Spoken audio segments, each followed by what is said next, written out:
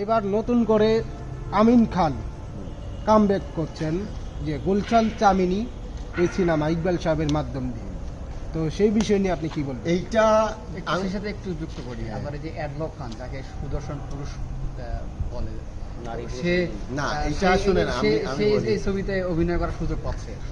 আচ্ছা, এই মানুষটার ব্যাপারে আমি আসলে কোনো কথাই বলতে চাই না, কারণ উনি আসলে মানে মানে হু ইজ হি, উনি আসলে কে এটা আমার আগে জানতে হবে। যে একজন বলে উনি সুদর্শন পুরুষ, একজন বলে উনি সুদর্শন নারী।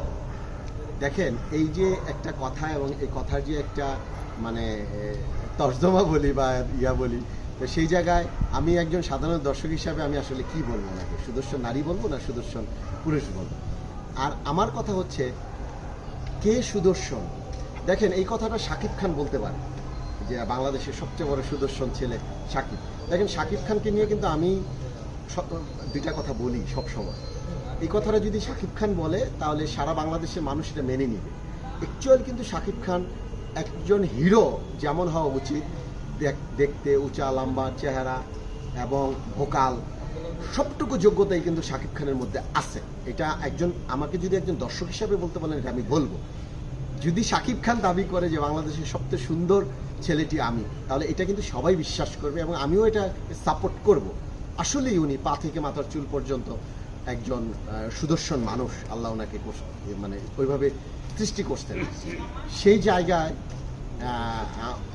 আমি মনে করি সেই জায়গায় বাংলাদেশের মতন একটা জায়গায় এইটা নিয়ে অনেক আদা ছুড়াছুড়ি হয়। দেখেন, ইউটিউবে ফেসবুকে অনেক মানুষ এটা নিয়ে ট্রলিং করে, এটা দেখে, ছোট ছোট বাচ্চারা দেখে, এবং বাচ্চারাও কিন্তু ওনার সাজ এবং ওনার যে ভঙ্গি এটার সাথে বাচ্চারাও কিন্তু অনেক কনফিউজড করে যায়। যেমন আমার ভাগিনা সেদিন বলতেছিল যে মামা উনি কি আসলে, আমার ভাগিনা, ছোট্ট ভাগিনা, 7 বছরের শিশু, তা আমার এই ছোট বাচ্চার কাছে আমার জবাবদিহি করতে হচ্ছে।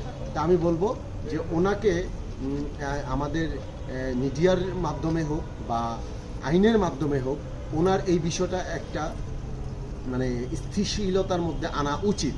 কারণ উনিও এটা নিয়ে আমি দেখছি যে খুব বেশি মজা পায়, খুব বেশি এনজয় করে। এটা আসলে উচিত না, কারণ আমরা বাংলাদেশের মানুষ, আমরা চাই যে আমাদেরকে নিয়ে কখনোই পরদেশিরা তামাশা না করুক। যেমন ইন্ডিয়ার অনেক দাদারা আমাকে ফোন করে বলে যে আপনাদের দেশের এই মানে এইটাই বলে যে আপনাদের দেশের, আমি আসলে উনি আমাকে, আমার এই বক্তব্যটা আপনি মানে অন্যভাবে নেবেন না। ইন্ডিয়ার দাদারা আমাকে বলে যে আপনাদের দেশের থার্ড জেন্ডার সুদর্শন পুরুষ, এগুলো আমাদেরকে খুব কষ্ট লাগে তখন আমরা যখন শুনি। তা আমি বলবো, কার কথা বলে, ওই যে হ্যাঁ, আমি ওনাকে বিনয়ের সাথে বলবো, ওনার সাথে আমার দেখা হয়, ওনার সাথে আমার পরিচয় আছে।